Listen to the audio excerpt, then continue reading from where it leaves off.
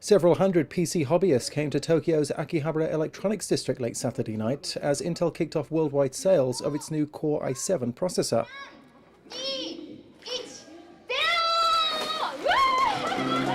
A midnight countdown signaled the start of sales of not just the chips, but also the motherboards and other components that go together to make a PC. Intel will officially launch the chips in San Francisco on Monday, so Japanese hobbyists are getting a jump on the rest of the world. It's so important to us to launch the product here that right now, many of you may not know, but this is the only place in the world you can buy these microprocessors. The chips are significantly more powerful than any of the company's current desktop products. Manufactured using a 45nm process, the chips differ from current models in several ways, most notably with the inclusion of an on-chip memory controller and faster links that connect the processor with the main memory. Local retailers reported good demand, especially for the more expensive of the three chips that were launched. We ran out of the high-end ones, like the 965 processors and all the motherboards above 40,000 yen we ran out too. The 965 processor runs at 3.2 GHz and is priced at just under $1,000.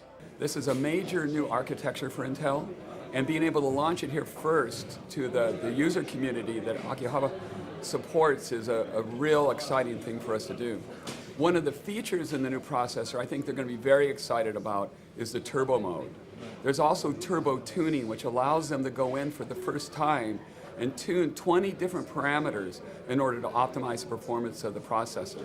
So not only is it the world's fastest processor, but it's going to be one of the most fun ones for them to use. The first chips aren't aimed at casual users.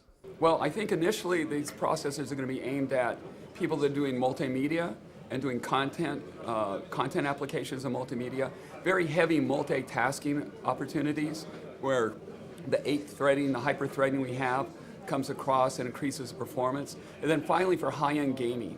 That's going to be a really exciting opportunity for them to see how this product works and runs and responds to the system like never before.